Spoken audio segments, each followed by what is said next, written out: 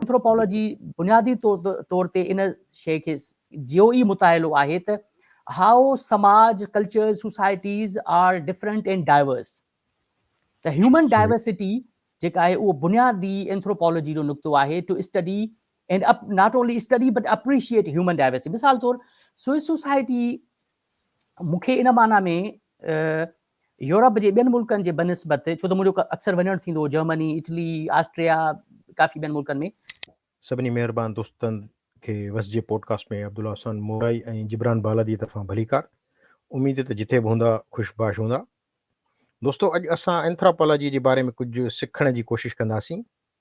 Anthropology यानी इल्मुल इंसान या इंसाननि जे बारे में इल्म जो नालो आहे। इंसानी समाज ऐं सकाफ़त सां गॾोगॾु उन इल्म जूं ॿियूं बि कुझु शाखूं आहिनि जेके इंसाननि जे बारे में सम्झण में मददगार हुजनि थियूं। उन इल्म खे सम्झण लाइ असां सां अॼु गॾु आहिनि डॉक्टर रफ़ीक फसान साहब, जेके पाण सिंध यूनिवर्सिटी में एंथ्रोपोलॉजी जा उस्ताद आहिनि। डॉक्टर साहब, वज़े पॉडकास्ट में अव्हां खे भलीकार चइजे थी। साईं, असां तव्हांखे भलीकार साईं, भलीकार तव्हांखे। ऐं पंहिंजो डॉक्टर साहब, तव्हां जेकॾहिं असांजे ॿुधंदड़नि खे पंहिंजो तारुफ़ करायो। जी, सभ खां पहिरियां त वरी महिरबानी अव्हांजी भाउ अब्दुल्ला ऐं अदा जिब्रान साहब, हिन पॉडकास्ट में मूंखे जेको आहे सो तव्हां मदऊ कयो आहे ऐं इंतिहाई ख़ुशी जी ॻाल्हि आहे जो तव्हां स्वीडन में वेही करे सिंध सां कनेक्ट आहियो, सिंधी माण्हुनि सां राब्ते में आहियो ऐं ही पॉडकास्ट जी सीरीज़ तव्हां शुरू कई आहे जेको ख़ुदि मां सम्झंदो हिकिड़ो एजुकेशनल पर्पज़ लॻे थो। सो सभ खां पहिरियां तव्हांजी महिरबानी। ऐं स्पेशल थोरा तव्हांजो जो तव्हां एंथ्रोपोलॉजी खे बि यादि कयो, हिकिड़े एंथ्रोपोलॉजिस्ट खे, त पाण उन हवाले सां जहिड़ो हाल आहे थोरो पाण उन ते पंहिंजी एक्सचेंज कंदासीं। तव्हांजो पहिरियों सुवाल तारीफ़ ऐं बसि ब्रीफ थोरो कराईंदुसि। नालो तव्हां ऑलरेडी वठी वरितो आहे, रफ़ीक फसान। अदा मुंहिंजी जेको आहे सो PhD आहे यूनिवर्सिटी ऑफ बर्न स्विट्ज़रलैंड मां, ऐं मुंहिंजी मास्टर्स जेको आहे सो आहे क़ाइद आज़म यूनिवर्सिटी इस्लामाबाद मां एंथ्रोपोलॉजी में। ऐं मां गुज़िरियल काफ़ी सालनि खां सिंध यूनिवर्सिटी जे department of anthropology and archaeology में बतौर faculty member, permanent faculty member पढ़ायां पियो। ऐं विच में कुझु अरसे जे लाइ जीअं ॿुधायमि त पंहिंजी डॉक्टोरेट जे लाइ स्विट्ज़रलैंड हलियो वियुसि, जेका बेसिकली मुंहिंजी Swiss government excellence scholarship program तहत मूं पाण हंट कई हुई। ऐं मां इन हवाले सां दोस्तनि सां तव्हांजे हिन पॉडकास्ट जे सीरीज़ जे प्लेटफॉर्म ते इहो ॿुधाईंदे ख़ुशी महसूसु कयां थो त मां सम्झां थो सिंध मां इन क़िस्म जी स्कॉलरशिप हंट करणु ख़ुदि जेको आहे सो असां जे तबिके सां ताल्लुक़ु रखूं था उन लाइ ॾाढी प्रेस्टीज जी ॻाल्हि आहे। सो उहा हिकु स्विस गवर्नमेंट जी हाईली प्रेस्टीजियस स्विस गवर्नमेंट जी फेडरल गवर्नमेंट जी स्कॉलरशिप हुई, जंहिं ते आउं PhD उते लाइ वियो हुउसि। ऐं उनखां पोइ वरी अची मां वरी यूनिवर्सिटी जॉइन कई आहे। ऐं मुंहिंजो बेसिकली ताल्लुक़ु ज़िले ख़ैरपुर जे तालके कोटजी जे हिकिड़े नंढे ॻोठ सां आहे। पाण बिल्कुलु हिकिड़े ॻोठ में असांजूं रूट्स आहिनि।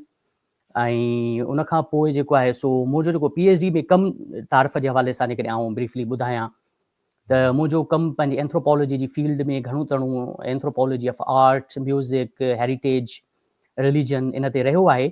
ऐं मूं पंहिंजे मास्टर्स जॾहिं इस्लामाबाद में कई पे एंथ्रोपोलॉजी में, असां थीसिस कंदा आहियूं एथनोग्राफी 6 महीननि जी, त उन में मूं पंहिंजो कमु एंथ्रोपोलॉजी ऑफ आर्ट, म्यूज़िक ऐं इन हवाले सां कम्यूनिटीज़ में कयो हुयो, जंहिंमें ख़ासि करे तव्हां आगाह हूंदा तव्हां दोस्त, सिंध जे हिकिड़े तमामु वॾे नाले वारे कलाकार आर्टिस्ट उस्ताद शफ़ी फ़कीर, उमरकोट थरपारकर, उन्हनि जी कम्यूनिटी ते, जंहिंखे पाण सिंधी में मंगणिहार चवंदा आहियूं, उन्हनि सां गॾिजी करे मूं एथनोग्राफी कई उन्हनि ते इस्लामाबाद यूनिवर्सिटी में, जॾहिं आउं हुयुसि एंथ्रोपोलॉजी में।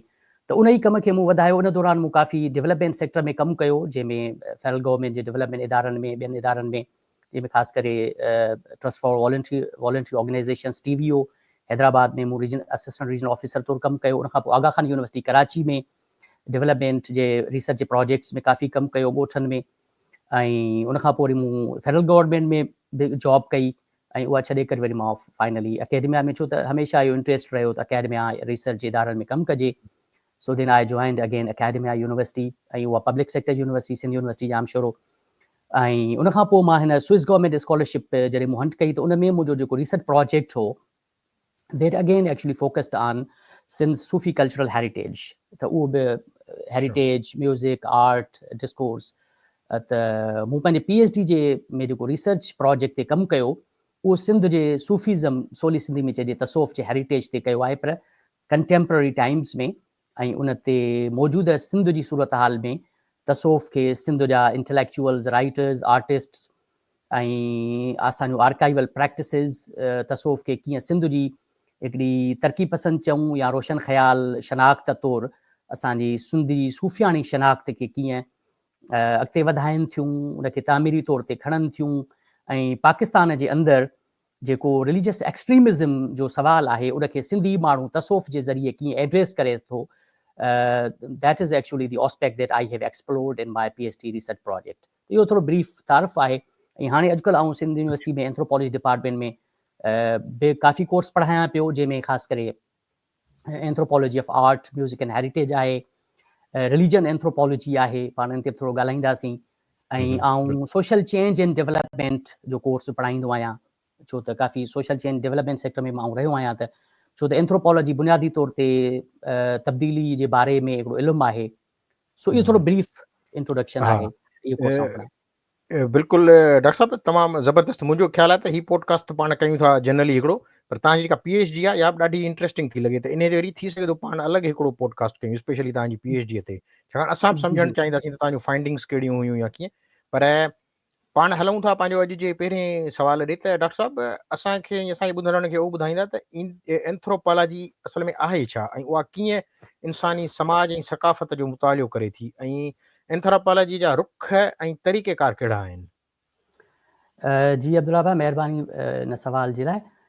हाणे जीअं हाणे एंथ्रोपोलॉजी जेका आहे न, जीअं तव्हां ॿुधायो त उहा पहिरियां पंहिंजे तारीफ़ में बि या पहिरियां इन खां त उहा इंसानी समाज ऐं सकाफ़तुनि जो इल्मु आहे।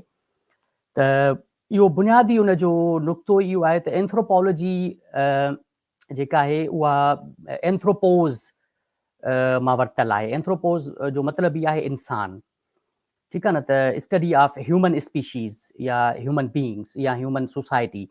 त एंथ्रोपोलॉजी जो बुनियादी मुख्य जेको नुक़्ते नज़र आहे पढ़ण जो, मुताले जो, उहो इंसानी समाज जी जुड़त ऐं इंसानी सकाफ़तुनि जो ठहणु ऐं इंसानी सकाफ़तूं कमु कीअं कनि थियूं, या इंसानी सकाफ़त जे दायरे में, इंसानी समाजी दायरे जे अंदरि इंसान कीअं बिहेव करे थो, उनजो ह्यूमन बिहेवियर, ऐं उहो उन कल्चर जे अंदरि कहिड़े क़िस्म जो समाज अॾे थो, कहिड़े क़िस्म जूं सकाफ़तुनि में जुड़ियल आहे, इहो बुनियादी बेसिकली एंथ्रोपोलॉजी जो सुवाल आहे। सो एंथ्रोपोलॉजी जॾहिं कल्चर जी स्टडी करे थी या जॾहिं सोसाइटी जी स्टडी करे थी, त उनजो पर्सपेक्टिव या उनजो रुख उनखे असां अंग्रेज़ी में चवंदा आहियूं होलिस्टिक, यानी होल मां वरितल आहे, WHOLE, माना तमामु माना घण पासा हो।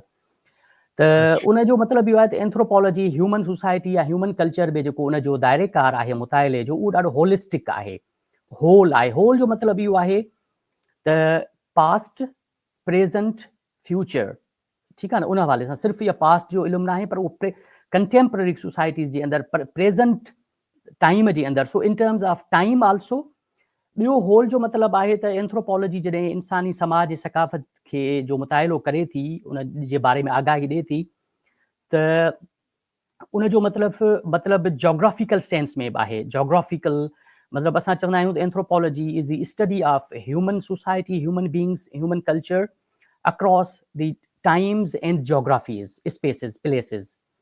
त इन जो मतिलबु आहे त एंथ्रोपोलॉजी सिर्फ़ु महदूद वक़्त या ज़मान में न, या महदूद या हिकिड़े जोग्राफी या हिकिड़ी प्लेस या हिकिड़ी सोसाइटी में न, बल्कि दुनिया जे तमामु आलम में जिथे जिथे इंसान वसे थो, जिथे जिथे इंसाननि पंहिंजूं आबादियूं ठाहियूं आहिनि, ऐं क़दीम ज़माननि खां वठी मौजूदा दौर ऐं जदीद ज़माननि ऐं उन जे फ्यूचर ॾांहुं समाज जी विख कीअं आहे, त इन सॼे टाइम फ्रेम, इन सॼे geographical space and place J framework में एंथ्रोपोलॉजिस्टनि जो मुताइलो इंसानी समाज जे बारे में तमामु वॾो वसी आहे। त हाणे कल्चर जो जॾहिं तव्हां चओ था त भई एंथ्रोपोलॉजी जो बुनियादी जेको मुताइले जो मरकज़ी नुक़्तो कल्चर आहे, सोसाइटी आहे, त उहो बि तमामु वसी आहे। मतिलबु असां वटि आम माना में जेको आम मतिलबु माण्हू कल्चर खे सम्झंदो त भई जेको आहे सो पाइणु ओढ़णु या अजरक पाइणु या छा, पर एंथ्रोपोलॉजी ज़ाहिर आहे एकेडमिक डिसिप्लिन तौरु कल्चर वटि उनजो तस्वर बि तमामु घणो वसी आहे। माना कल्चर जो मतिलबु साधन माननि में एंथ्रोपोलॉजी वटि आहे ways of life, way of life, ठीकु आहे न। उहो अगेन होलिस्टिक आहे। वे ऑफ लाइफ में सिर्फ़ु माना ॿाहिरियूं माना पहिरण जूं शयूं न आहिनि, पहिरण जूं, पर उन में तव्हांजो जेको आहे सो मेंटल कैपेसिटीज़ खां वठी psychological issues abilities of human beings खां वठी उन जूं जेके बि कैपेबिलिटीज़ एबिलिटीज़ आहिनि जेके कल्चर खे ठाहिनि थियूं या जेके इंसान खे ठाहिनि थियूं, उनखे एंथ्रोपोलॉजी वसी तनाज़ुर में स्टडी करे थी। मिसाल तौरु एंथ्रोपोलॉजी जो हिकिड़ो नुक़्ता नज़र, तव्हां मेथडोलॉजी तरीक़ेकार जी ॻाल्हि कई त एंथ्रोपोलॉजी कहिड़े तरीक़ेकार सां समाजनि खे इंसान खे स्टडी करे थी, ऐं इन मां तव्हांखे अंदाज़ो थींदो जेके आऊं हाणे उन ते थोरो ॻाल्हाईंदुसि। मिसाल तौरु एंथ्रोपोलॉजी जो जेको हिकिड़ो अप्रोच आहे या मेथडोलॉजी आहे इंसानी समाज ऐं कल्चर खे सम्झण जी, उनखे असां चवंदा आहियूं क्रॉस कल्चरल पर्सपेक्टिव या cross cultural study of human species, human societies. हाणे उनजो मतिलबु आहे माना तमामु घण तरफ़नि समाजनि जो जे बारे में स्टडी करणु। मिसाल तौरु अमेरिकन सोसाइटी जे अंदरि माण्हू कीअं पिया रहनि, स्वीडिश सोसाइटी कीअं आहे, पाकिस्तानी समाज जो माण्हू, पाकिस्तानी समाज जे अंदरि ख़ुदि हिकिड़ी कॉम्प्लेक्सिटी आहे त भई ख़ैबर पख्तूनख्वा जो समाज, पश्तून सोसाइटी, सिंधी समाज जे अंदरि ख़ुदि हिकिड़ा ट्राइब्स, कम्यूनिटीज़, लैंग्वेजिस, ठीकु आहे। त हिकिड़ियूं माना लेयर मथां लेयर आहे समाजनि जो अंदरि। त एंथ्रोपोलॉजी इन सतह ते वञी करे हिकिड़े माना समाज जे अंदरि बि खोड़ सारनि समाजनि, खोड़ सारनि ऑर्गेनाइज़ेशनल पासनि, खोड़ सारनि cultural formations, cultural forms, social forms खे स्टडी करे उन जे बारे में तमामु हिकिड़ो वसी तनाज़ुर में क्रॉस कल्चरल पर्सपेक्टिव ॾींदी आहे। मिसाल तौरु एंथ्रोपोलॉजी जो क्रॉस कल्चरल पर्सपेक्टिव असांखे इहो ॿुधाईंदो त अमेरिकन सोसाइटी जे अंदरि रहंदड़ माण्हू, स्वीडिश सोसाइटी जे अंदरि रहंदड़ माण्हू ऐं पाकिस्तान जे अंदरि जे समाज में रहंदड़ माण्हुनि में कहिड़ियूं सिमिलैरिटीज़ ऐं कहिड़ा डिफरेंसिस आहिनि, ऐं उहे ज़ाहिरा सिमिलरिटीज़ ऐं डिफरेंसिस कल्चर ऐं सोसाइटी जे माना में एंथ्रोपोलॉजी उन्हनि खे ज़ाहिरा उन जे बारे में आगाही ॾिए थो, उनखे सम्झे थो, उनखे मुताले हेठि आणे थो। त उनखां पोइ एंथ्रोपोलॉजी जो जेकॾहिं पाण रुख या मेथडोलॉजी चऊं त हू कहिड़े तरीक़े सां कमु कंदा आहिनि, उन में हिकिड़ो अहम जेको उनजी मेथडोलॉजी आहे जेका अगेन समाजनि खे, सकाफ़तुनि खे, माण्हुनि खे सम्झणु, उहा असां कंदा आहियूं एथनोग्राफी। मतिलबु तव्हां बि अब्दुल्ला साईं, जिब्रान साईं, तव्हांजूं पंहिंजूं फील्ड्स हूंदियूं ज़रूरु, पंहिंजे फील्ड्स में, जीअं मिसाल एग्रीकल्चर जी फील्ड आहे, इंजीनियरिंग जी फील्ड आहे, या जेको आहे सो इकोनॉमिक्स आहे, ॿियूं खोड़ सारियूं फील्ड्स। एंथ्रोपोलॉजी जो जेका नॉलेज कठी करण जी या इंफॉर्मेशन हासिलु करण जी या इल्मु खे मुताले हेठि आणण जो जेको सोर्स आहे या तरीक़ेकार आहे, उहो एथनोग्राफी आहे। हाणे एथनोग्राफी जो साधन माना में, छो त पॉडकास्ट में तव्हांजा काफ़ी दोस्त आम लेमेन बि आहिनि, ज़ाहिरा ख़ुश्क असां बहस खां थोरो बचंदासीं, पर ज़ाहिरा इहा टर्मिनोलॉजी ज़रूरु साम्हूं अचे थी, उन करे मूंखे ॻाल्हाइणी पवे थी। त एथनोग्राफी जो अब्दुल्ला साईं सिंपल मतिलबु आहे त एंथ्रोपोलॉजिस्ट फील्ड में वञी करे फील्ड वर्क कंदो आहे। उहो फील्ड में वञी करे कम्यूनिटी में, माण्हुनि में, ॻोठनि में, शहरनि में, जिते जिते कंहिं कम्यूनिटी में, ठीकु आहे न। जीअं मिसाल मूं तव्हांखे मिसाल ॾिनो त मूं पंहिंजे एंथ्रोपोलॉजी में माना जॾहिं मूं कमु पे कयो त जेके मगनहार कम्यूनिटी आहे, उस्ताद शफ़ी फ़कीर छोर में, उमरकोट में, थरपारकर में, उन्हनि में वञी करे मूं 2-3 महीना फील्ड वर्क कयो। इनखे 16 माना इनखे चइबो आहे एथनोग्राफी।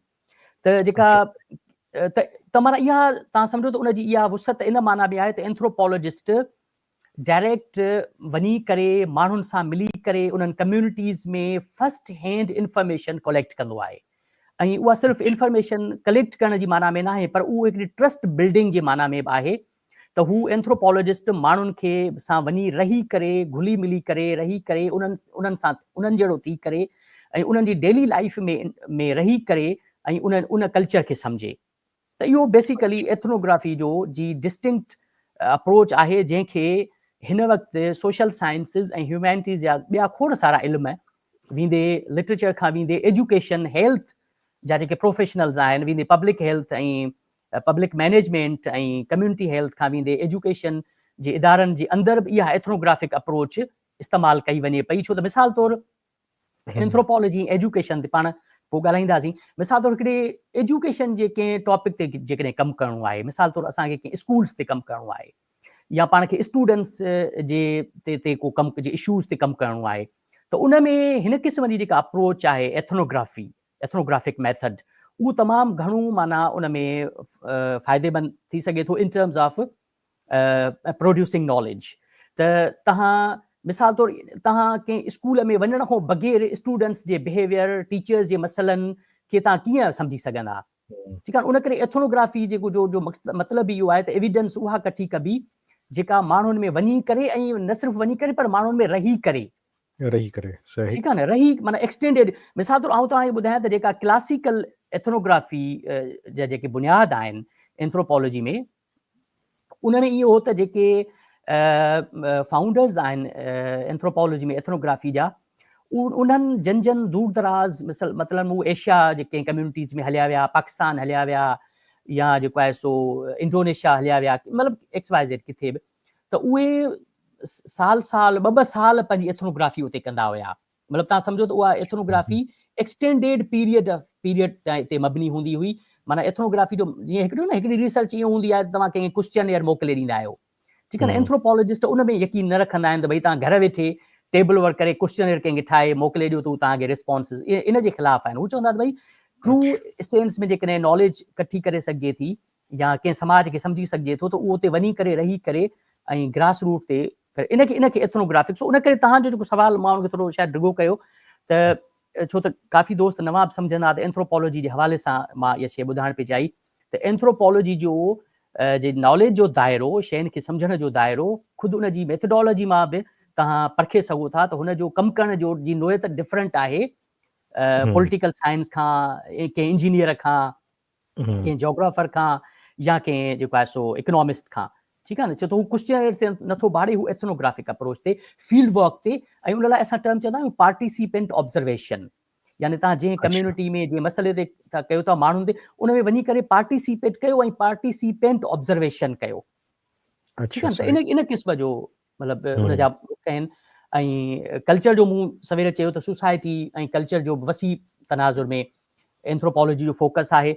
कल्चर में मटीरियल कल्चर बि, नॉन मटीरियल कल्चर जेको आहे सो साइकोलॉजिकल लेवल ते ह्यूमन नेचर, एवोल्यूशन ऐं एडॉप्टेशन जो अमल ऐं कीअं थियो आहे, सॼी इर्तिका सदियुनि खां वठी इर्तिका जे नतीजे में इंसानी समाज कीअं ठहियो आहे, इंसानी कल्चर जी जुड़त कीअं थी आहे, शहर कीअं ठहिया आहिनि, सिविलाइज़ेशन्स कीअं जुड़ियूं आहिनि, सिविलाइज़ेशन ऐं शहर कीअं तबाह थिया आहिनि, ऑर्गनाइज़ेशन जा प्रोसेसिस कीअं थिया आहिनि, ठीकु आहे न। रूरल अर्बन माइग्रेशन या सॼी दुनिया जी जेका जेके पाण चऊं ग्लोबल सोसाइटी कीअं जनम वरितो आहे, ठीकु आहे न। इन सॼे दायरे खे एंथ्रोपोलॉजी कल्चर सम्झे थो ऐं उन कल्चर जे माना में जेका कल्चर ऐं सोसाइटी ठहे थी उनखे स्टडी करे थो।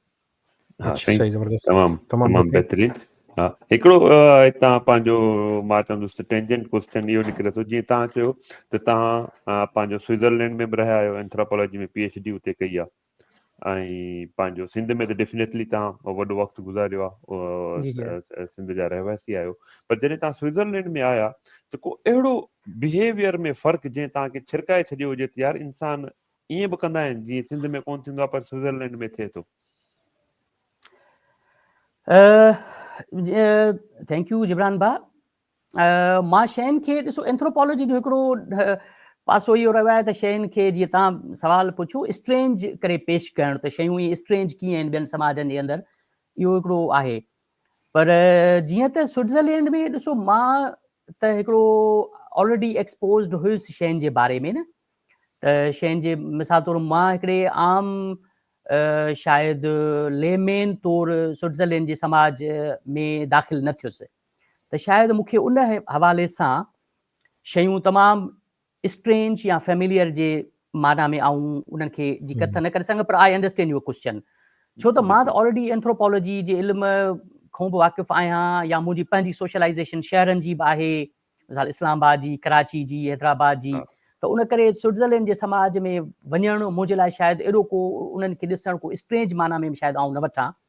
पर मिसाल तौरु आऊं सम्झी सघां थो एज़ एन एंथ्रोपोलॉजिस्ट त मिसाल तौरु मां हिकिड़े पाकिस्तान जे समाज मां, सिंध जे समाज मां जॾहिं स्विस सोसाइटी में अचां थो, उनखां अॻु में आउं जर्मनी वियल हुयुसि पर थोरे अरसे लाइ, पर ज़ाहिर आहे त मां उनखे कीअं माना ॾिसां त ही समाज कीअं असां खां डिफरेंट आहे, ठीकु आहे न। मिसाल तौरु स्विस सोसाइटी खे जॾहिं मां माण्हुनि सां कचहरी कई त उनखां मां अक्सर पुछंदुसि भई तव्हां कीअं पंहिंजे समाज खे कीअं बयानु कंदा त हिन जूं ख़ुशूसियतूं कहिड़ियूं आहिनि या ही अलॻि कीअं बीठल आहे, इवन यूरोप जे ॿियनि मुल्कनि जे भेट में बि, ठीकु आहे न। मिसाल तौरु यूरोप त पाण सम्झूं था त यूरोप को सॼो हिकु जहिड़ो आहे, ईअं आहे कोन।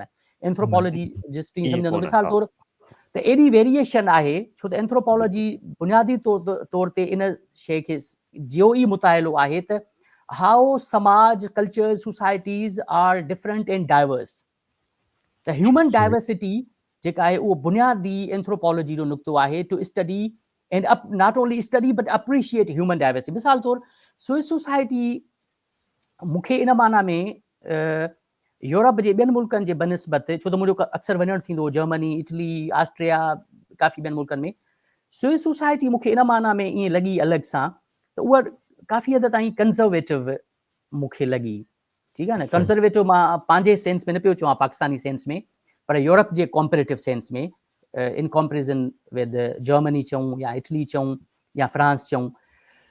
कंज़र्वेटिव इन सेंस में त माण्हू हिकु त तमामु घणो अमीर मुल्क आहे, ॾाढो इकोनॉमिकली स्टेबल मुल्क आहे, ऐं यूरोपियन यूनियन जो बि फुल मेंबर न आहे स्विट्ज़रलैंड, ठीकु आहे न। ऐं उन करे हुननि पंहिंजी यूरोपियन यूनियन में मेंबरशिप इन करे न रखी आहे छो त हू पंहिंजी अलॻि सां इकोनॉमिक स्टेबिलिटी खे मुतासिर थियणु नथा ॾियणु चाहिनि, ठीकु आहे न। छो त तव्हां जेकॾहिं यूरोपियन यूनियन में आहियो त तव्हांखे यूरोपियन यूनियन जा खोड़ सारा जेके शर्त आहिनि, कंडीशन्स आहिनि, वेंदे तव्हांजे माइग्रेंट्स जो बार खणण ताईं, ठीकु आहे न। त उन करे मूंखे इहो उन जूं ख़ुशूसियतूं लॻियूं त हू पंहिंजे इकोनॉमिक स्टेबिलिटी ऐं डेवलपमेंट खे बहाल रखण जे वास्ते सां हिकु त उहो ॾाढा अमीर माना मुल्क लॻो, त उन करे हुननि जी जेका सोशल लाइफ चऊं उहा ॾाढी माना ॿियनि जेके मुल्कनि जा माण्हू उन्हनि सां उहो एतिरो घणो इंटरेक्ट शायदि घटि कंदा। मतिलबु इन जो इहो मतिलबु न आहे त हू को मतिलबु उन सां न ॻाल्हाईंदा छा, पर हू पंहिंजे इन सां मूं ॾिठो त समाज में।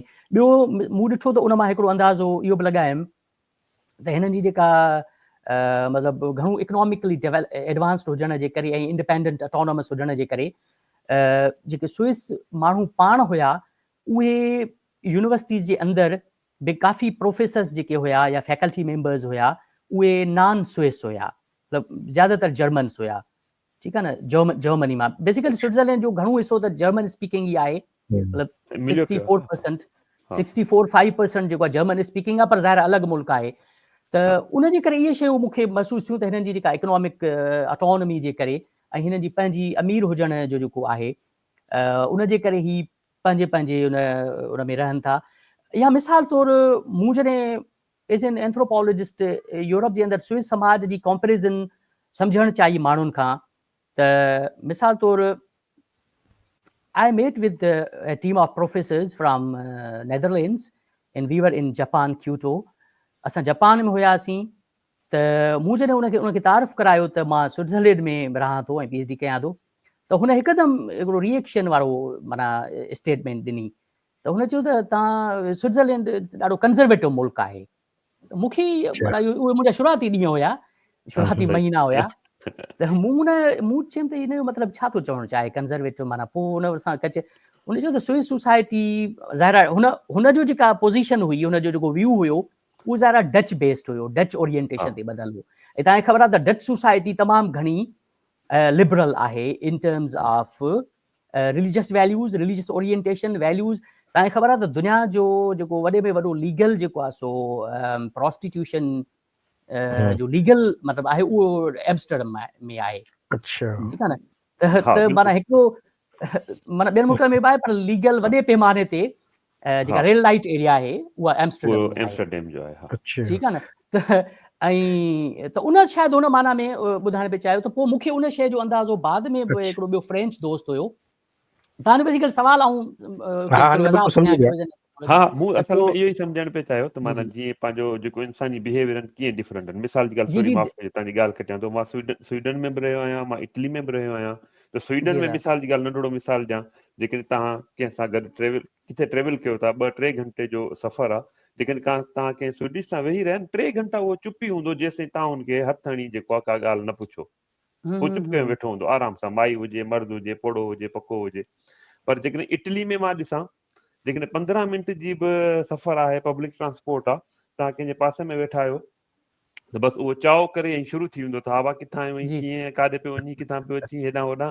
माना हू माना इटली मूंखे वधीक लाइवली लॻो। मां हाणे स्वीडन इटली में ईअं ई मूं थोरो सम्झण पियो चाहियो त स्विट्जरलैंड ऐं सिंध में जेको आहे तव्हांखे कहिड़ो फ़र्क़ु लॻो? जी जी, मां सम्झां थो दादा जिब्रान, तव्हां मुंहिंजे सवाल जो ई जवाब बिल्कुलु ईअं मां इहा ई ॻाल्हि करणु पियो चाहियो। शायदि मां थोरो उनखे अकेडमिक कंज़र्वेटिव लफ़्ज़ अंग्रेज़ी में इस्तेमालु कयो पिए। बिल्कुलु स्विट्जरलैंड बि ईअं ई समाज आहे, उनजो अमीर ज़ाहिर आहे ॾाढो इकोनॉमिकली एडवांस्ड मुल्क आहे, त उहे माण्हू पंहिंजे पंहिंजे उन में चवनि न जे बबल्स में रहण वारा माण्हू आहिनि।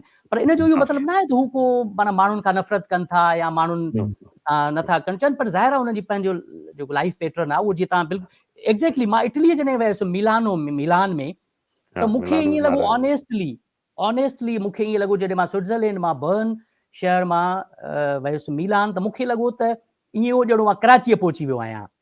माना उहो साॻियूं रशे, साॻियूं बसियूं, माण्हू ऐं बसियूं बि देरि सां अचणु, ठीकु आहे न। त मिलानो में त हिकिड़ो त उते मूं कॉफ़ी पे पीती, त हिकिड़े मूंखे चयो त अकेलो वेठी जॉइन कयईं, कचहरी बि थी वेंदी, कॉफ़ी बि थी वेंदी। मूं चयो हली आयो। इहो पाण पॉडकास्ट खे सुठो लॻंदो आहे। हा बिल्कुलु, पाण पॉडकास्ट खे अॻिते वधाइण खां पहिरियां मां थोरो पंहिंजो जेको आहे पंहिंजा तजुर्बा तव्हांखे ॿुधायां त अच्छा, तव्हां हिकिड़ी वारफ़ी हिकिड़े फ्रेंच दोस्त जी ॻाल्हि पई कई, उहा बि तव्हां असांखे ॿुधाइजो। ऐं हीअ मां थोरो एड कंदो हलंदुसि त आयरलैंड में बि ईअं ई आहे, माण्हू वेठा ॾाढो कचहरी कंदा, वाट वेंदे हे हो। पर मज़े वारी ॻाल्हि ॿुधायां तव्हांखे त असां हिते हींअर 15-16 साल थिया न स्वीडन में, त थी सघे थो असां बि हींअर ट्रेन में वेहूं न त असां कोशिशि कंदासीं त को कुंड वारी सीट हुजे न, त उते वञी वेहूं ख़ामोशी, असांखे केरु डिस्टर्ब न करे। जेको आहे असां ते उहो शायदि असर पइजी वियो आहे हींअर जेको आहे। इहो बिल्कुलु इहो ॾाढी तव्हां एंथ्रोपोलॉजिकल ॻाल्हि कई आहे त जेका कंहिं बि सोसाइटी जा जेके वैल्यूज़ आहिनि उहे वेरिएशन उन मां ख़बर पए थी त उहा वेरिएशन वैल्यूज़ जे बुनियाद ते कीअं ठहियल आहे। मिसाल तौरु बिल्कुलु एक्ज़ैक्टली, त तव्हां छो त काफ़ी अर्से खां उते रहो था, त ज़ाहिर आहे तव्हां बि उन्हनि वैल्यू ओरिएंटेशन जो हिसो थी विया आहियो। त इनखे असां एंथ्रोपोलॉजी में चवंदा आहियूं इनकल्चरेशन, ठीकु आहे न। कल्चर जो सवाल जेको आहे न एंथ्रोपोलॉजी, त कल्चर जो मतिलबु आहे त उहा तव्हांजी इंसान जी उन जंहिं कल्चर सोसाइटी में रहे थो त उन जी इनकल्चरेशन जो अमल, इनकल्चरेशन चइबो आहे माना लर्निंग प्रोसेस, लर्निंग कीअं थी थिए माण्हूअ जी। त उन इनकल्चरेशन जा एजेंट्स जेके आहिनि, माना उनखे उन कल्चर खे ठाहींदड़ जेके सोर्सिस चऊं, उन में ज़ाहिर उन जा रियासती इदारा आहिनि, उन जो मज़हबी इदारा आहिनि, सेक्युलर इदारा आहिनि, ठीकु आहे न। फॉर्मल ऐं इनफॉर्मल जेको आहे सो पेटर्न्स आहिनि। त ज़ाहिर आहे स्विस जीअं तव्हां स्वीडिश सोसाइटी जो चओ था, त उन में तव्हांजी जेका जंहिंखे माना सोशलाइज़ेशन चइबो आहे, इनकल्चरेशन जो सिंपल मतिलबु आहे तरबियत। त तव्हां जॾहिं उते 10-15 सालनि खां जॾहिं उते रहणु लॻायो, त स्वीडिश सोसाइटी जी जेका इनकल्चरेशन जो प्रोसेस आहे उहो ज़ाहिर आहे तव्हां ते असरअंदाज़ थियो आहे। जेको तव्हां पाण ॿुधायो त तव्हांजो उहो असरअंदाज़ इन हद ताईं थियो हूंदो त तव्हां ट्रेन में वेहण जो बिहेवियर जे सेंस में बि असरअंदाज़ थियो आहे। ऑफकोर्स इहा एंथ्रोपोलॉजिकल आहे त कंहिं बि समाज जी जेका इनकल्चरेशन जा पैटर्न्स आहिनि उहे कीअं मिसाल तौरु इंसान जी शख़्सियत खे या पूरे उन समाज जी ढांचे खे कीअं जुड़त कनि था या कीअं ठाहिनि था। सही। त फ्रेंच जी हा इहो ही मां तव्हां खां पंहिंजो हिकिड़ो क्वेश्चन कयां थो, उन में तव्हां फ्रेंच वारो बि असांखे पोइ ॿुधाइजो जेको दोस्त तव्हां हिकिड़ो ॿुधायो पियो किसो। त एंथ्रोपोलॉजी जो इंसानी समाज ऐं इंसानी सकाफ़तुनि जे मुताले बाबति कहिड़ो ऐं केतिरो दाइरो आहे ऐं उनजी कहिड़ी ख़ुसूसियत या ख़ासियत आहे? पाकिस्तान में एंथ्रोपोलॉजिस्ट जे कम जो कहिड़ो ऐं केतिरो स्कोप आहे ऐं एंथ्रोपोलॉजिस्ट किथे किथे ऐं कहिड़े क़िस्म जो कमु कनि पिया हाणे? जी जी जी अब्दुल्ला साईं, इन में 3-4 सवाल तव्हां कया आहिनि, मां कोशिशि कंदुसि त इनखे थोरो ब्रीफ करे ऐं ॿुधायां। मां सम्झां थो एंथ्रोपोलॉजी जे हवाले सां कल्चर सोसाइटी जो दायरेकार ते मां पहिरें सवाल में काफ़ी ॻाल्हायो आहे त एंथ्रोपोलॉजी ॾाढो वसी दाइरो आहे इंसानी कल्चर्स खे सम्झण जो, ऐं जंहिंमें मतिलबु तव्हांजी इंसान जे मज़हब खां वेंदे माण्हुनि जे वेज़ ऑफ लाइफ में माना हर शइ अची थी वञे त उनखे उहे स्टडी कनि था। ॿोलियुनि खां वेंदे ऐं इंसानी इर्तिकाई अमल जे नतीजे में इंसान जी जा जेके सोशल लाइफ आहे, सोशल ऑर्गेनाइज़ेशन आहे, इकनॉमिक ऑर्गेनाइज़ेशन आहे, उन सॼनि मामलनि खे कल्चर जे दायरे में मिसाल तौरु एंथ्रोपोलॉजिस्ट स्टडी कनि था। मिसाल तौरु जेकॾहिं एंथ्रोपोलॉजिस्ट जॾहिं कल्चर जी स्टडी करे थो त हू इकनॉमिक पहलू खे कीअं उन में या पॉलिटिकल पहलू खे हू अलॻि न कंदो। मिसाल मूं चवंदो होलिस्टिक, मतिलबु इकनॉमिक, पॉलिटिकल, रिलीजियस, हर जेको बि इंसानी समाज सां लाॻापियल हुजे, उहो मुआशी हुजे या समाजी हुजे या सियासी हुजे, उन सभिनी पहलुअनि खे एंथ्रोपोलॉजी उन जे करे उनखे होलिस्टिक चऊं था। त उन करे उनजो दाइरो त तमामु माना होलिस्टिक वसी दाइरो आहे। मिसाल तौरु इंसानी समाज जे कल्चर खे जॾहिं दाइरे जी जॾहिं ॻाल्हि कयूं था एंथ्रोपोलॉजी में, त हुनजो हू उनखे ईअं स्टडी कनि था त उहो मिलियन सालनि ते मुहित आहे। मिसाल तौरु जेकॾहिं उनजो जेको माना evolutionary how human societies have evolved, त उहो समाज कोई 1000 साल या 2000 साल न, पर मिलियन सालनि ते मुहित आहे। ऐं उनमें उनजी जेका हू स्टडी कनि था त उनमें मुख़्तलिफ़ दौरनि में मुख़्तलिफ़ समाज जूं शक्लियूं ॿुधाईंदा। मिसाल तौरु मिलियन सालनि ताईं एंथ्रोपोलॉजिस्ट इहो ॿुधाइनि था त इंसान कहिड़ी शकिल में रहिया आहिनि। उनजो हिकिड़ो क़िस्म हू ॿुधाईंदा भई माण्हू हंटिंग गैदरिंग सोसाइटीज़ जे मोड में रहिया आहिनि, जंहिंखे हू फॉरेजिंग चवंदा आहिनि, फॉरेजर्स। त उहो माना हज़ारनि सालनि ते मुहित हिकिड़ो उहो समाज आहे जेको सिविलाइज़ेशन्स ऐं शहरनि जे डेवलप थियण खां अॻु जो दौर आहे, जेको ख़ुदि हज़ारनि मिलियन सालनि ते मुहित आहे। उनमें फॉरेजर्स जो मतिलबु इहो आहे त इंसान जेको आहे सो सेटल्ड लाइफ में अञा न आयो आहे। सेटल लाइफ माना शहरी लाइफ, ॻोठाणी लाइफ या हिकिड़े हंधि वेही रहण जी, जंहिंखां पोइ सिविलाइज़ेशन्स डेवलप थियनि थियूं। त एंथ्रोपोलॉजी जे इल्मु इहो असांखे ॿुधाए थो त जेका जंहिंखे पाण तहज़ीबूं चऊं था या जेको उसरियल दौर चऊं था, उहो त वधि में वधि 10,000 या वधि में वधि 8, 9, 10, 11 हज़ारनि जी कहाणी आहे, 1000 सालनि ताईं आहे। पर उन खां अॻु में माना 10,000 साल खां अॻु में 20, 30, 40, 50 साल अॻु में माण्हू कीअं हो, तॾहिं सिविलाइज़ेशन्स अञा डेवलप न थियूं। त उन दौर खे एंथ्रोपोलॉजिस्ट चवनि था उहो हंटर गैदरर्स जो समाज हो, जंहिंमें इंसान हज़ारनि सालनि ताईं पे हिकु जॻह खां ॿिए जॻह ताईं पे फिरियो पे, रुलियो पे ऐं ट्रेवल पे कयो। ऐं हुनखे जिथे पॉस्चर्स या ग्रीन लेन्स या सरसब्ज़ चरागाहूं नज़र पे आयूं या हंटिंग जो मतिलबु गेम्स नज़र पे आयूं मीट जे लाइ, त उहे हुन उतां हंटिंग करे गैदर करे गॾिजी करे उन में जंहिं ग्रुप में हू फिरियो पे, त उन ग्रुप जी शिकिल में उहे उतां रही करे कुझु अर्से लाइ वरी अॻिते मूव कंदो पे वियो। त इहो सॼो इहो जेको अरसो आहे, त तव्हां उन करे एंथ्रोपोलॉजी जो जेको दायरेकार आहे इंसानी समाज जे कल्चर्स खे सम्झण जो, इंसानी ह्यूमन स्पीशीज़ खे सम्झण जो, उहो तमामु मिलियन सालनि ते मूं चयुमि त उहो टाइम फ्रेम ते मबनी आहे।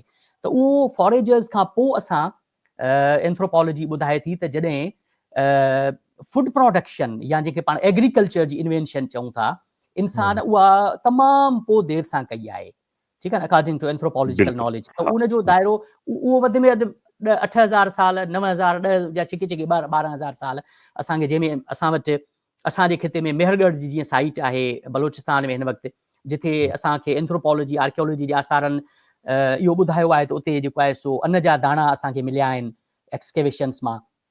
या मोहनजो दड़ो जी असां वटि इंडस सिविलाइज़ेशन वधि में वधि 4,000, 5,000 साल पुराणी आहे। इजिप्ट, नाइल वैली, इहे कंटेम्पररी त 7-8,000, 9,000 साल अॻु जी में असांखे लॻे थो त हिकिड़ी सिविलाइज़्ड लाइफ या जेको आहे सो शहरनि जो हिकु सेटल लाइफ थी आहे। त इहे फॉरेजर्स, इहे एग्रीकल्चर, कल्टिवेशन, फूड प्रोडक्शन जे अमल जे ज़रिए में समाज कीअं हिकु स्टेज खां ॿिए स्टेज में माना इवॉल्व थींदो रहियो आहे, डेवलप थींदो रहियो आहे, प्रोग्रेस कंदो रहियो आहे, ठीकु आहे। उन खां पोइ असांजो जेको आहे सो कैपिटलिज़म, इंडस्ट्रियलाइज़ेशन त तमामु बाद जी ॻाल्हि आहे, ठीकु आहे न। मतिलबु असां वटि इंडस्ट्रियल रिवोल्यूशन त तमामु हिन 3-4 सदियुनि जी ॻाल्हि आहे, ठीकु आहे न। त उन करे कैपिटलिस्ट जंहिं असां हिन मौजूदा मोड ऑफ लाइफ में रहूं था, उहा ज़ाहिर मिक्स्ड आहे एग्रीकल्चर, पर ज़ाहिर capitalist industrial mode of life में रहूं पिया, जंहिंमें तव्हांजो वॾे में वॾो मिसाल यूरोपियन समाज आहिनि जेके बेसिकली इंडस्ट्रियल मोड ऑफ या कैपिटलिस्ट मोड ऑफ लाइफ में रहनि था, जिथे एग्रीकल्चर बि इंडस्ट्रियलाइज़ थियल आहे, ठीकु आहे न। त उन करे इहो वसी जेको तनाज़ुर आहे, इहो एंथ्रोपोलॉजी करे थी। ऐं ज़ाहिर आहे इन्हनि समाजनि इन क़िस्म जे मोड ऑफ लाइफ खे जॾहिं उहा स्टडी करे थी, त उन जे नतीजे में हू कल्चर ऐं सोसाइटी जे पैटर्न्स खे बि सम्झे थी। मिसाल तौरु हू चवंदी त भई एग्रीकल्चर सोसाइटी जे अंदरि जॾहिं एग्रीकल्चर समाज आहे त उन जा सोशल इकनॉमिक पासा कहिड़ा हूंदा, जॾहिं कैपिटलिस्ट मोड ऑफ लाइफ हूंदो त उहा समाजी ज़िंदगी कहिड़ी हूंदी, ठीकु आहे न। उन में फैमिली पैटर्न कहिड़ो हूंदो, उन में छा उहा एक्सटेंडेड फैमिली हूंदी या न्यूक्लियर फैमिली हूंदी। त इन क़िस्म जो, या हाणे असां ग्लोबलाइज़ेशन खे स्टडी करे थी एंथ्रोपोलॉजी। ग्लोबलाइज़ेशन में जे अमल में खे सम्झण में मिसाल तौरु एंथ्रोपोलॉजिस्टनि तमामु घणो कमु कयो आहे, जंहिंमें अर्जुन अपूदुरा आहे, वेंदे स्वीडिश एंथ्रोपोलॉजिस्ट जिनी पाण बाद में जेकॾहिं तव्हां सवाल कंदा त आउं ॻाल्हि कंदुसि, स्वीडिश एंथ्रोपोलॉजिस्ट आहे उल्फ हैनरिस, उन स्टॉक होम यूनिवर्सिटी में प्रोफेसर रहियो आहे, आई डोंट नो रिसेंटली हाणे उहो किथे आहे, पर उनजो कमु तमामु घणो आहे ट्रांसनेशनलिज़म ऐं ग्लोबलाइज़ेशन, कल्चर्स जी कनेक्शन्स में। मिसाल तौरु ट्रांसनेशनल एंथ्रोपोलॉजी या ग्लोबल एंथ्रोपोलॉजी जो मिसाल तव्हां पाण ख़ुदि आहियो, या जेको ही पाण पॉडकास्ट करे रहिया आहियूं। मिसाल तौरु स्वीडन में वेठल माण्हू, मोरे जो माण्हू सिंध जो स्वीडन में वेठो आहे ऐं हिकिड़े वरी पंहिंजे ई सिंध जे कल्चर जे एंथ्रोपोलॉजिस्ट खां पॉडकास्ट करे रहियो आहे। This is the global society in which we live, and anthropologists study this type of global society. The cultures जो जेको local concept traditional anthropologists study कयो पे, the cultures सिर्फ़ traditional ऐं local थींदियूं आहिनि, उहो तसवुर बि एंथ्रोपोलॉजी ग्लोबल सोसाइटीज़ जे नतीजे में रद्द कयो आहे त भई कल्चर्स त हाणे लोकल न रहियूं आहिनि। मतिलबु मोरे जो हिकिड़ो माण्हू स्वीडन में रहे पियो त उहो पंहिंजे कल्चर सां लोकल बि कनेक्टेड आहे, पर रहे ग्लोबली, माना ग्लोबल रहे पियो।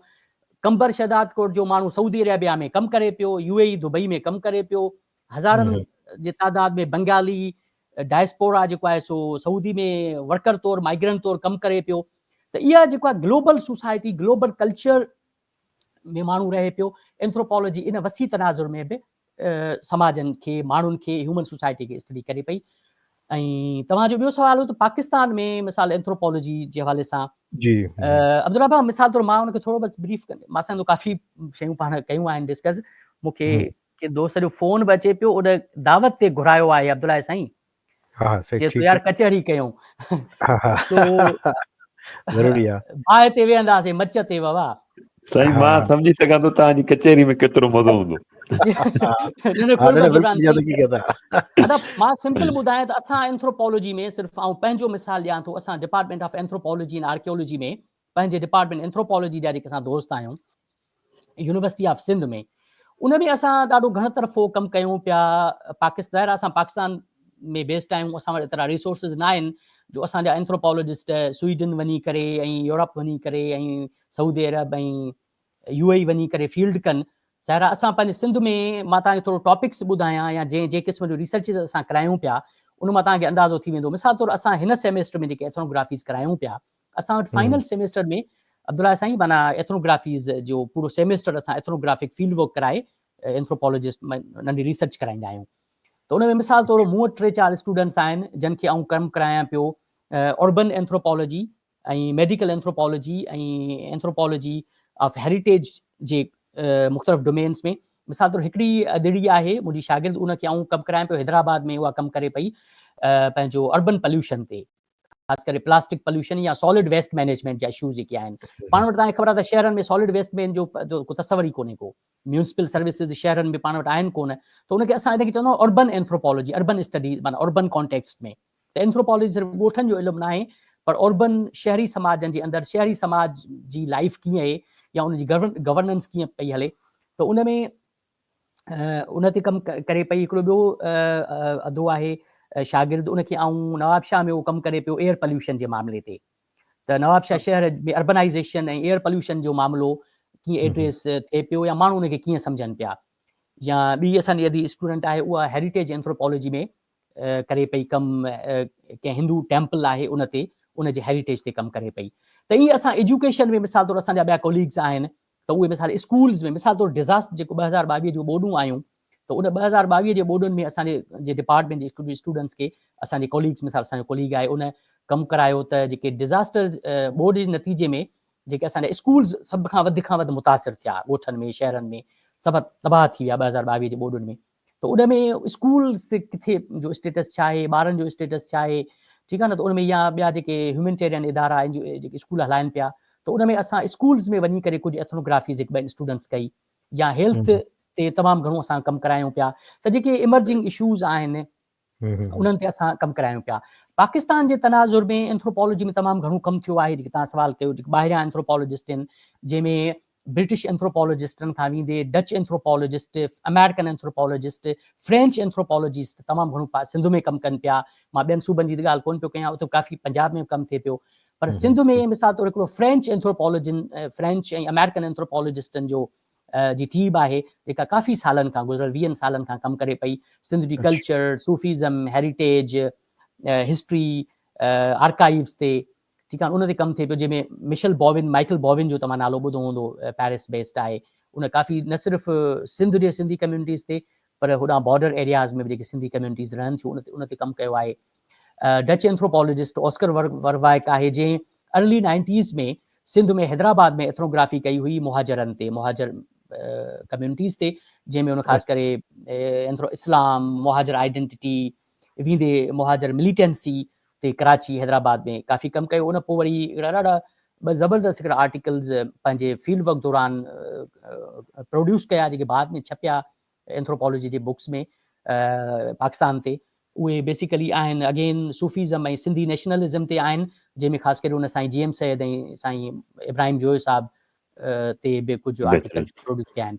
त इन क़िस्म जो घणो आहे, लैंड रिफॉर्म्स जे हवाले सां कमु थिए थो पाकिस्तान में डॉक्टर पाण कोशिशि कंदासीं बसि 2-3 सुवाल ॿिया करे पोइ पॉडकास्ट खे कंक्लूड कयूं, छाकाणि तव्हां दोस्त खे टाइम बि ॾींदो, सियारो बि लॻो पियो, मच कचहरी हुयो त अब्दुल्ला साईं जेकॾहिं हिकिड़ो सुवाल वठी ऐं पाण इन खे कंक्लूड कयूं त वॾी महिरबानी थींदी। पोइ मुंहिंजे ख़्याल में इनखे पाण जनरल सवाल खे खणूं था, त जीअं मिसाल जी ॻाल्हि तरक़ी याफ़्ता समाज आहिनि ऐं ग़रीब मुल्कनि, जीअं पाकिस्तान तरक़ी याफ़्ता समाज, तव्हां ऑलरेडी यूरोप में रही विया आहियो, इन्हनि शयुनि खे एंथ्रोपोलॉजी कीअं ॾिसे थी, ऐं मां चाहींदुसि थोरो तव्हां पंहिंजो रिलीजियस एंथ्रोपोलॉजी ते बि जेकॾहिं असांखे इंफॉर्म कंदा त उहो ॾाढो सुठो रहंदो। जी दादा, न महिरबानी जिब्रान भाई, मां चाहियां थो 2 सुवाल ॾाढा अहम आहिनि, इन्हनि खे पाण थोरो ब्रीफ करे पाण कंक्लूड कयूं। हा भले ठीकु। जी दादा, एंथ्रोपोलॉजी ॾिसो न, उहा जीअं मूं चयुमि थो हर क़िस्म जी cross cultural study of human societies आहे। ज़ाहिर आहे उहा माना आम माना में न, पर ज़ाहिर develop societies, under develop societies, lace develop societies, त उन तनाज़ुर में शयुनि खे ॾिसे थी। हाणे मिसाल तौरु इनखे आउं ईअं थोरो ब्रीफली ॿुधायां त एंथ्रोपोलॉजी में हिकिड़ी जेका अप्रोच आहे समाजनि खे ॾिसण जी, उहा मार्क्सिस्ट अप्रोच आहे, कार्ल मार्क्स खां वरितल आहे, जे नज़रियनि ते। मिसाल छो त कार्ल मार्क्स वॾो हिकिड़ो सोशल थ्योरिस्ट बि आहे न, उहो माना उनखे उन माना में बि सोशल साइंसिस में वरितो वेंदो आहे। त एंथ्रोपोलॉजी में हिकिड़ो तमामु वॾो हल्को अमेरिकन एंथ्रोपोलॉजी जे अंदरि ऐं ॿियनि मुल्कनि में, फ्रेंच में बि, ॿियनि बि, ब्रिटिश में बि रहियो आहे, जिन इन हवाले सां स्टडी कई आहे त कीअं कैपिटलिस्ट मुल्क जेके आहिनि या जेके कॉलोनाइज़ेशन जे अचण जे करे, कलोनियलिज़म जे अचण जे करे मुल्कनि खे कीअं जेको आहे सो उन अंडर डेवलप्ड रखियो आहे, ठीकु आहे न, माना कलोनियल सोसाइटीज़, मिसाल तौरु ब्रिटिश कलोनियलिज़म या अमेरिकन इम्पीरियलिज़म। मिसाल तौरु हुन इन जो ॾाढो ज़बरदस्त तजुर्बो कयो आहे त मिसाल तौरु जेको असां मौजूदु अमेरिकन समाज, दुनिया जो super power, highly developed, highly advanced समाज ॾिसूं पिया। एरिक वुल्फ हिकिड़ो तमामु वॾो एंथ्रोपोलॉजिस्ट रहियो आहे, बेसिकली मार्क्सियन अप्रोच सां उन शयुनि खे ॾिठो आहे। हुन चयो त अमेरिकन समाज जी जेका डेवलपमेंट आहे, छा उहा डेवलपमेंट स्लेव ट्रेड ऐं स्लेवरी खां बग़ैर ॾिसी सघिजे थी। माना उनखे ॾाढो माना क्रिटिकल अंदाज़ सां ॾिठो आहे त जेको मौजूदु समाज अमेरिकन इम्पीरियलिज़म जो, अमेरिकन डेवलप्ड समाज आहे, उहो हुन ॿियनि लफ़्ज़नि में इहो थो चवणु चाहे त हीअ जॾहिं कॉलोनाइज़ेशन थी, कलोनियलिज़म जॾहिं 18वीं 19वीं सदीअ में 18वीं सदी खां 17वीं 18वीं सदी खां शुरू थी।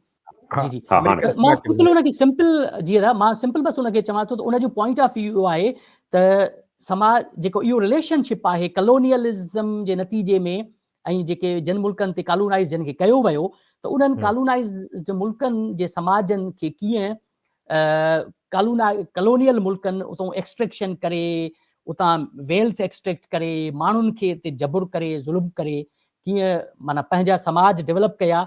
नतीजे में उहे कॉलोनाइज़्ड जेके मुल्क आहे, जेके भले पोइ उन्हनि इंडिपेंडेंट बि वरिती, पर उन कलोनियल जेको मैट्रिक्स ऑफ पावर हुयो, उहो उन्हनि जे आज़ादु थियण खां पोइ बि उहो उते जारी रहियो, भले उहो उन्हनि जे नेशनल एलीट्स जे शक्ल में। त उन करे उन नतीजे में उहे समाजनि में जेका अनइवन डेवलपमेंट आहे, उन सॼे अमल खे उन इन हवाले सां कयो आहे। त इहो पावर जे डायनामिक्स खे बि एंथ्रोपोलॉजिस्ट तमामु, उहो पोइ कैपिटलिज़म जे सेंस में हुजे, इम्पीरियलिज़म या कॉलोनियलिज़म जे सेंस में या नेशनल एलीट्स जे बाद मिसाल तौर हाणे ताज़ो हिकिड़ी जिब्रान बा स्टडी थी आहे जेका बेसिकली ऑस्ट्रेलियन नेशनल यूनिवर्सिटी में हिकिड़ी एंथ्रोपोलॉजिस्ट ख़ातून आहे जंहिं पाकिस्तान में एथनोग्राफी कई आहे जंहिंखे असां हुनखे चयो आहे एलीट एथनोग्राफी। मिसाल तौर लाहौर में कमु कयो आहे त पाकिस्तान में चंद जेके एलीट बिज़नेस ग्रुप्स आहिनि या एलीट जेके माण्हू आहिनि अमीर माण्हू आहिनि उहे कीअं माना पाकिस्तान खे हलाइनि पिया, ठीकु आहे न। त इन क़िस्म जो काफ़ी माना दिलचस्प एंथ्रोपोलॉजी में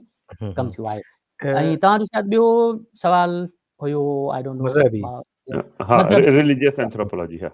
जी रिलीजन एंथ्रोपोलॉजी अगेन ॾिसो असां एंथ्रोपोलॉजी में कल्चर ऐं सोसाइटी में रिलीजन जो जेको इदारो आहे उहो तमामु कल्चर खां अलॻि एंथ्रोपोलॉजिस्ट हुनखे ॾिसे बल्कि हुन कल्चर खे ई रिलीजन कल्चर ई आहे एंथ्रोपोलॉजी जे माना एंथ्रोपोलॉजी ईअं ॾिसे थो। त रिलीजन एंथ्रोपोलॉजी में एंथ्रोपोलॉजिस्ट जेके आहिनि उहे दुनिया जा जेके बि इस्टेब्लिश्ड रिलीजन्स आहिनि या जेके मतिलबु इनफॉर्मल सेंस में दुनिया जे मुख़्तलिफ़ ख़ितनि में हिकिड़ा अहिड़ा रिलीजन्स आहिनि जेके इस्टेब्लिश्ड न लेखिया वेंदा आहिनि। इस्टेब्लिश मां मुंहिंजो मतिलबु आहे जीअं पंहिंजा मोनोथिस्टिक रिलीजन्स आहिनि, क्रिश्चियनिटी आहे, इस्लाम आहे, जुडाइज़म आहे या हिंदुइज़म आहे या मिसाल बुद्धिज़म। हाणे हुनखे रिलीजन तस्वर न बि कयो वेंदो आहे पर हुनखे कयो वञे थो। त उनखां अलावा बि हिकिड़ियूं अहिड़ियूं रिलीजियस प्रैक्टिसिस आहिनि जेके इस्टेब्लिश्ड रिलीजन्स जे खाननि में न ईंदियूं आहिनि। त उन करे जॾहिं एंथ्रोपोलॉजिस्ट ह्यूमन डाइवर्सिटी खे स्टडी करे थो त उन में रिलीजियस डाइवर्सिटी खे बि हू स्टडी करे थो। मिसाल तौरु मां तव्हांजी स्वीडिश सोसाइटी जे हवाले सां साल ॿ पहिरियां एंथ्रोपोलॉजी ऑफ रिलीजन जो कोर्स पढ़ायो पिए त मूंखे हिकिड़ो आर्टिकल ॾाढो लेटेस्ट नज़र आयो जेको ऐं तव्हां खां सम्झणु चाहींदुसि एंथ्रोपोलॉजी छो तव्हां हुते रहो पिया एज़ ए सिटीज़न। त तव्हांखे ख़बर आहे त स्वीडन यूरोप सॼो सेक्युलर सोसाइटी आहे, मतिलबु स्वीडन सॼो यूरोप आहे सेक्युलर। तव्हां रिआयत करियो पर माना ईअं सम्झो त एथियस्ट आहिनि। एग्जैक्टली या यस। त हाणे एग्जैक्टली तव्हां बिल्कुलु सही मूंखे हाणे इन एथियस्ट सोसाइटी जे अंदरि एंथ्रोपोलॉजिस्टनि स्विस सोसाइटी में हिकिड़ो अहिड़ो कमु कयो आहे जंहिंमें हुननि they have explored how churches are rebuilt in Sweden. बिल्कुलु मां तव्हांखे थोरो ॿुधाईंदुसि हिकिड़ी शइ। हाणे इहो हुनखे ॾाढो हुनखे डिस्कस कयो आहे त हिकिड़ी सेक्युलर सोसाइटी में जेका एथियस्ट सोसाइटी चओ था उन में चर्च ठहण खे रीबिल्ट करण जो 100-300 साल हिकिड़ो पुराणो चर्च आहे उनखे छो पियो ठाहियो वञे जॾहिं उहा आहे सेक्युलर, उहा बिलीव रिलीजन में चर्च वञिणो ई न आहे त माना चर्च। त इन क़िस्म जो एंथ्रोपोलॉजी में डिस्कस कयो। पोइ हुन डिस्कस कयो आहे त भई चर्च ठाहिणो हुन में इहो हेरिटेज जे माना में उहो कनि पिया, उनखे उहो फेथ जे माना में न आहे, वर्शिप उते माण्हू न करणु वेंदा आहिनि पर उहो मेमरी बिलोंगिंग फलाण आइडेंटिटीज़ इन अहिड़े माना इन क़िस्म जो दिलचस्प जेको आहे सो एंथ्रोपोलॉजी में रिलीजन ऐं हेरिटेज खे वठी करे कमु थियल आहे। सो इन ते जेकॾहिं मां सां मां एंड कयां थो मां सां तो काफ़ी पाण डिस्कस कयो आहे। हिकिड़ी ॻाल्हि ॿुधाईंदुसि माफ़ कजो। जीअं तव्हां चर्च जी ॻाल्हि कई हाणे हिते असां जंहिं शहर में मां रहां थो उनजो नालो आहे टुर्लतान। इन में मुख़्तलिफ़ चर्च आहिनि, ठीकु आहे। त हिते माना एंथ्रोपोलॉजी सां रिलेटेड आहे या न पर हिते पंहिंजो प्राइवेसी एतिरी आहे जेकॾहिं तव्हां पाड़े में रहो था भली 10 साल बि रहो तव्हांखे ख़बर न पवंदी त अॻे पाड़े में जेको रहे थो उहो छा करे थो, केॾां हेॾां बसि नालो हूंदो या ईंदे वेंदे तव्हां हिक ॿिए खे हाय करे छॾींदो, बाक़ी वधीक जेको आहे माना का ॻाल्हि न थींदी आहे। हा घणी क़दुरु। पर जॾहिं ॿार हुजनि था त ॿार हिक ॿिए सां कचेरी बि कनि था, खेॾनि बि था। त ईअं ई मूंखे पंहिंजो पाड़े में हिकिड़ी नंढड़ी जी वालदा चयो त माना जेको मुंहिंजी नंढड़ी आहे मायरा उनखे तव्हां हिते वठी अचो चर्च में, असां वेंदा आहियूं संडे ते। त मूं चयो ठीकु आहे असां ईंदासीं। पर उते छा हो चर्च में तव्हां ॾिसंदो उते को माना को ईअं कोन हो त रिलीजियस एक्टिविटीज़ उते माना ॿारनि जे लाइ ड्राइंग करण जूं शयूं रखियल हुजनि, डांस एक्टिविटी खेॾण जूं शयूं। पोइ माना मूंखे लॻो त यार जेको असां बि सम्झो त चर्च में अलाए छा थींदो, ठीकु आहे। मां मतिलबु केरु सम्झो त मां सेक्युलर इंसान आहियां त मूं चयो ठीकु आहे ॾिसूं था हलूं। हाणे पंहिंजो राम रहीम असांजे लाइ त साॻियो आहे त चर्च बि ॾिसी था अचूं। त वियासीं उते त मूंखे लॻो पियो त अलाए छा थींदो कीअं हूंदो, पर उहो जेको बि असां सम्झी वियासीं उहो बिल्कुलु उनजे उबतड़ हो। हुते हर एज जा माण्हू बि हुआ, डांस पे कयूं, नचिया पे, कॉफ़ी बि रखी, बिस्किट बि रखिया, ॿार बि खेॾिया पे। पर माना अहिड़ो ज़बरदस्त लॻो जो हाणे असां प्लान कयूं पिया त हर संडे ते भली असां वञूं। बिल्कुलु उनखे सोशल स्पेस तौरु वठनि पिया हू, मतिलबु जेका सेपरेटेड समाज आहे, मां सम्झी थो बिल्कुलु हिन आर्टिकल में बि हुन इहो ई डिस्कस कयो आहे त जेकॾहिं को 300 साल पुराणो को सड़ी वियो हो चर्च, उनखे हुन हेरिटेज प्लेस तौरु ठाहियो आहे। उन जो मतिलबु इहो न आहे त हू को हुन वर्शिप जे पर्सपेक्टिव में, पर ज़ाहिर आहे इहो हिकिड़ो जॾहिं रिलीजन एंथ्रोपोलॉजी जी ॻाल्हि थिए थी, उन में इन क़िस्म जा डिस्कशन्स एंथ्रोपोलॉजिस्ट उथारनि था त नेठि भला इन क़िस्म जो इनखे कीअं इहा फिनोमिना कीअं आहे, ठीकु आहे न? जी जी हा, बसि घणो तव्हांजो टाइम कोन वठंदासीं। पाण जेको आहे सो ही तमामु घणो जेको आहे सो न जीअं चइजे त वसी टॉपिक आहे हिन ते, माना अञा कचहरी पाण डेफिनेटली कंदासीं, हिकिड़ो न पर 2-4 पॉडकास्ट ॿिया बि तव्हां सां अवलखेर कंदासीं। ऐं मां हिनखे हिते इंक्लूड कयो, माना कंक्लूड करण जी कोशिशि कंदुसि त पाण जी 4-5 साल पहिरियां मुलाक़ात थी हुई सचल ई मज़ार ते, उते माना दीवाननि जूं माना क़बरूं आहिनि जेको आहे सो, इहो बि हिकिड़ो माना इन ते माना पाण जेको आहे सो नेक्स्ट टाइम कचहरी कंदासीं, जेको पाण मज़हबी हवाले सां बि जेके ॻाल्हि पे कई हुते। जी, इहो सिंधियो तसौफ़ जी रवायत जो जी कल्चर आहे इहा, बिल्कुलु एग्ज़ैक्टली, त पाण में को एग्जिस्टेंस आहे। जी जी जी एग्ज़ैक्टली। त पंहिंजो डॉक्टर साहब तमामु वॾी महिरबानी अव्हां खां अॼु इल्मुल इंसान जे बारे में ही पॉडकास्ट करण खां पोइ असांजी ॼाण में तमामु घणो इज़ाफ़ो थियो, ऐं अव्हां जी महिरबानी जो तव्हां टाइम ॾिनो पंहिंजे मसरूफ़ ज़िंदगीअ मां, ऐं मोकलुनि में जेको आहे सो माण्हू पंहिंजो गुज़ारे थो, पर उन मां तव्हां टाइम कढियो, वॾी महिरबानी तव्हांजी।